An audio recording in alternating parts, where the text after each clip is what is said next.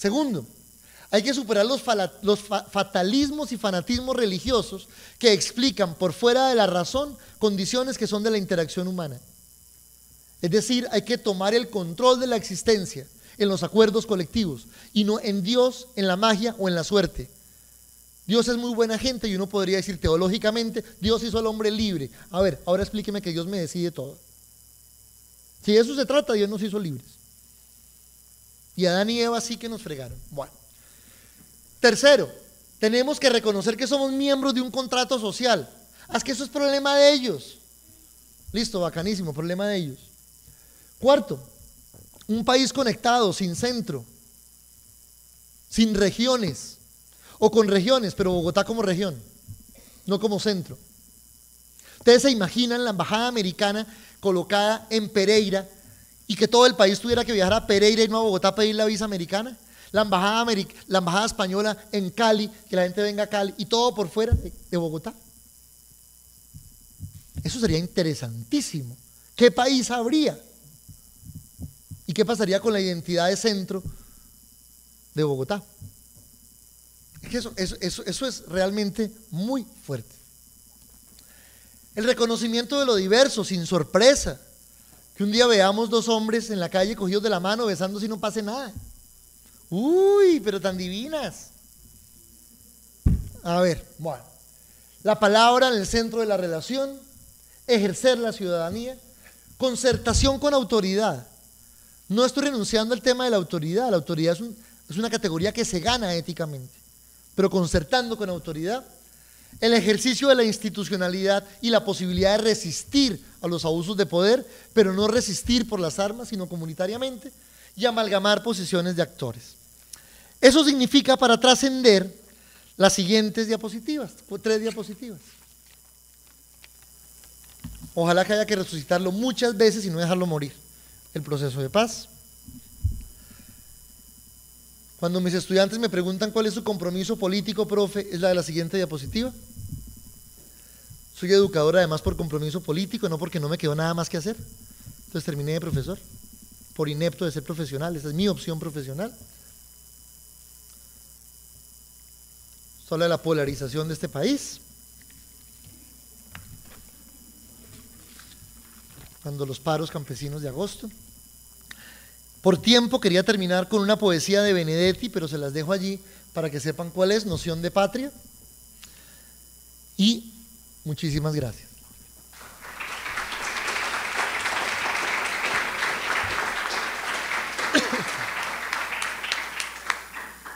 Bueno, agradecemos al profesor Nelson por haber aceptado la participación en la Cátedra Colombiana de Psicología Mercedes Rodrigo, por compartir con nosotros su conocimiento en esta mañana.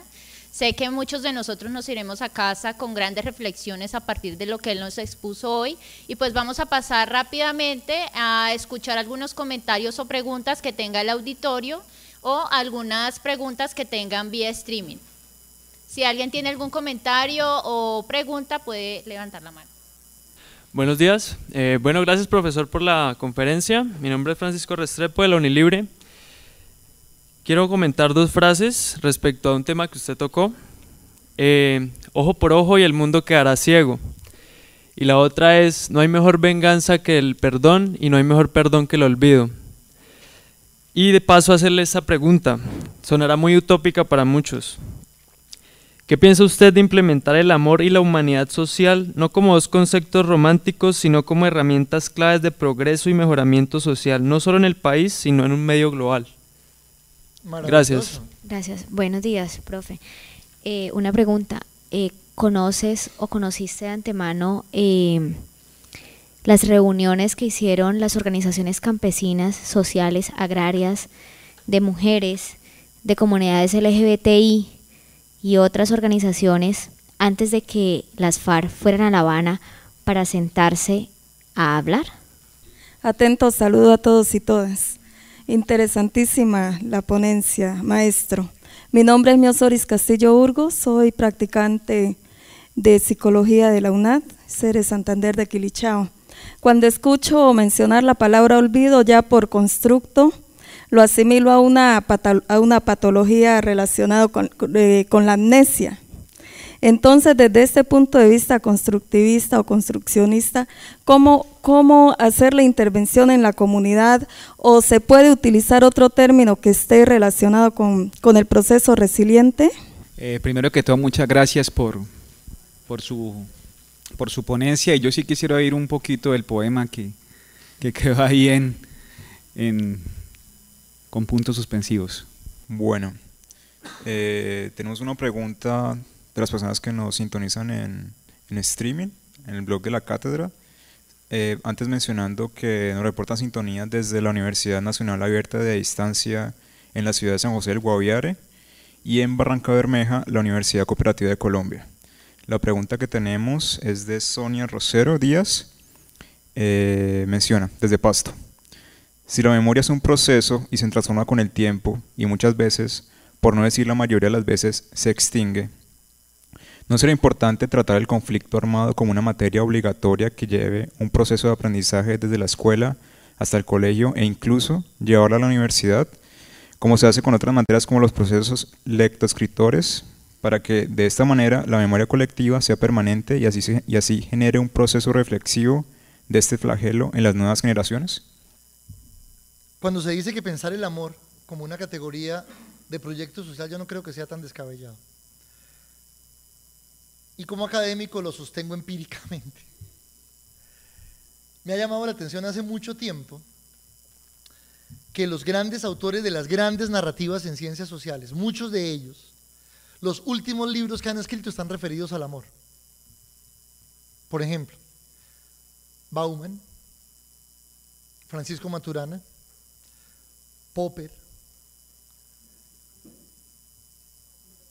Humberto Maturana, Popper, Bauman, se me escapan ahora algunos.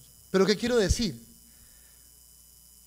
El mismo Gadamer, Foucault termina hablando no del amor, sino del amor a sí mismo, el sí mismo.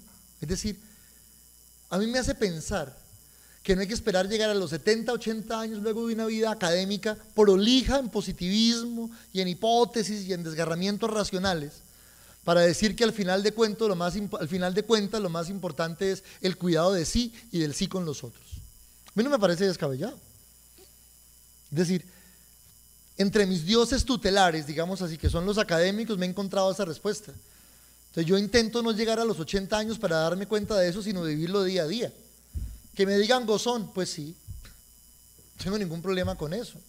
¿Sí me explico? O sea, no me parece descabellado, y tu pregunta me parece que puede ser muy importante, y son los pequeños espacios de amplificación donde eso sucede. Sobre la pregunta del olvido y la amnesia, esto tiene como todo su claroscuro.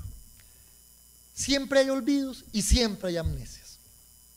Por eso empecé diciendo que la memoria tiene el proceso del recuerdo y el olvido, indefectiblemente. El problema es, o la pregunta es, ¿qué queremos recordar? Y la otra pregunta que nos hemos enfrentado con un estudiante de doctorado aquí en la Universidad del Valle es, si hablamos del olvido, ¿cómo lo estudiamos si ya lo olvidé? Es decir, el olvido es un inefable, pero hay olvido. Posiblemente yo le diga a cualquiera, pero es que usted no se acuerda de, y uno dice, oiga, sí, no me acordaba. Yo creo que hay situaciones de olvido, pues que están en el olvido. ¿Qué hacemos? Otra cosa es el valor político que uno pueda decir que tiene haber olvidado o no. Eso es otra cosa. Que eso conecta justamente con la pregunta de Sonia Rosero en Pasto. Yo no estoy seguro que haya que colocar la memoria como una materia del colegio. Yo creo que ya los libros de historia lo empezarán a recoger en una versión, sesgada como todas. Es decir, es que también eso me parece importante decirlo. Los libros de historia tienen versiones y el apellido que yo tengo trajo que mi familia me diera cierta versión. ¿Qué hacemos? Es decir, todas las versiones son sesgadas.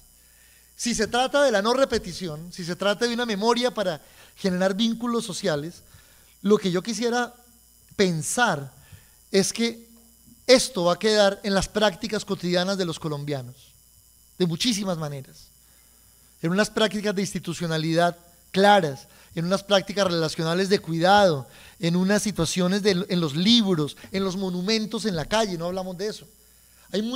La memoria no está aquí ni está en la palabra, la memoria también está en las cosas. Hay lugares en la calle que son de memoria. ¿O por qué dejamos de pasar por cierto sitio? Dejamos de comprar cierto producto, no vamos a determinado lugar, porque son lugares de memoria. La memoria no es un abstracto metafísico.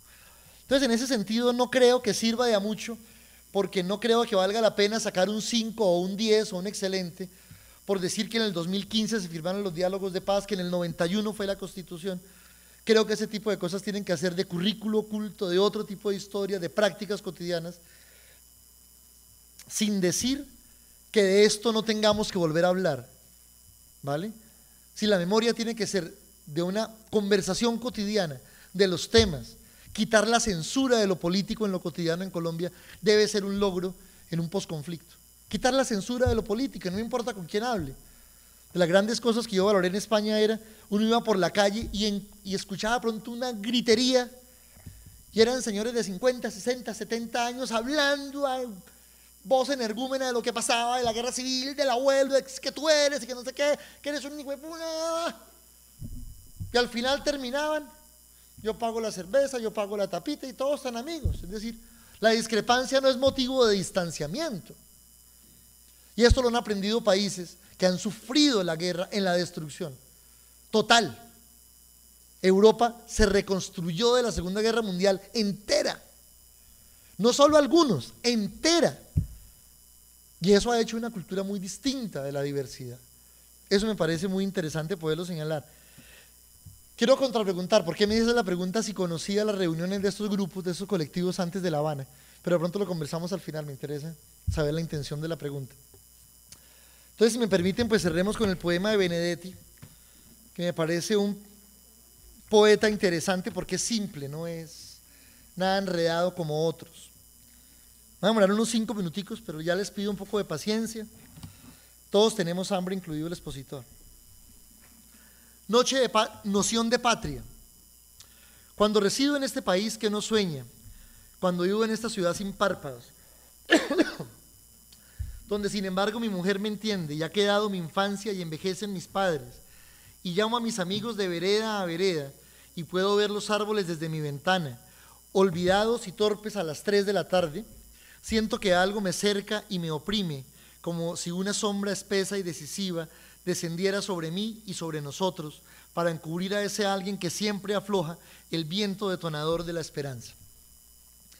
Cuando vivo en esta ciudad sin lágrimas, que se ha vuelto egoísta de puro generosa, que ha perdido su ánimo sin saberlo gastado, pienso que al fin ha llegado el momento de decir adiós a algunas presunciones, de alejarse tal vez y hablar otros idiomas, donde la indiferencia sea una palabra obscena.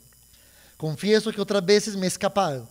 Diré ante todo que me asomé al Arno, que hallé en las librerías de Charing Cross cierto Bayon firmado por el vicario Bull en una Navidad de hace 70 años. Desfilé entre los borrachos de Bovary y entré al Blue Jebel de la Pinacoteca.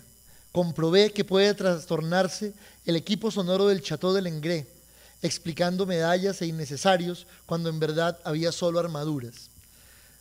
Sudé en Dakar por solidaridad, vi turbas galopando hasta la Mona Lisa y huyendo sin mirar a Botticelli.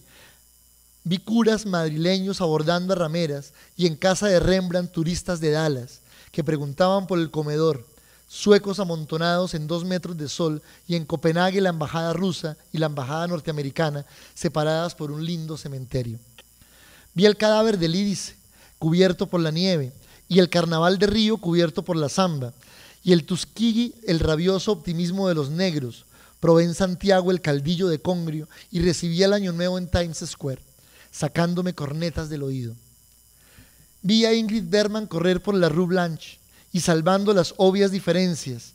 Vi a Adenauer entre débiles aplausos vieneses y a Khrushchev saliendo de Pennsylvania Station y salvando otra vez las diferencias. Vi un toro de pacífico abolengo que no quería matar a su torero. Vi a Henry Miller lejos de sus trópicos con una insolación mediterránea y me saqué una foto en la casa de Jean Neruda.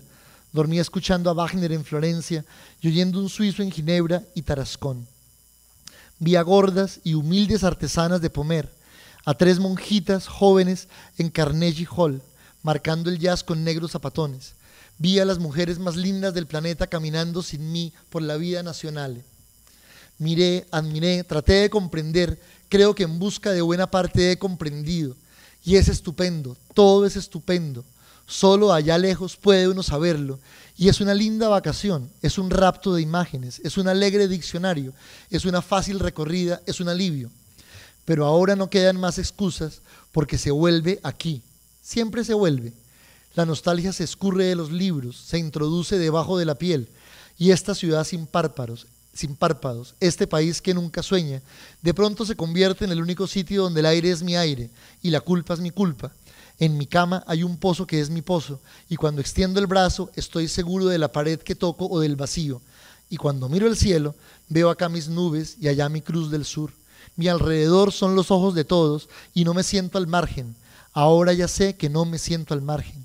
Quizá mi única noción de patria sea esta urgencia de decir nosotros. Quizá mi única noción de patria sea este regreso al propio desconcierto.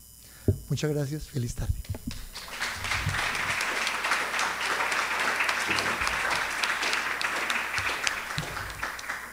Bueno, por favor, antes de retirarse del auditorio, recuerden que es importante que consignen su firma en los listados de asistencia para que las personas que no lo hayan hecho lo hagan antes de irse, y estaremos cambiando de auditorio entre el 108 y el 110 del Lago en las próximas sesiones. Que estén muy bien y tengan un feliz día.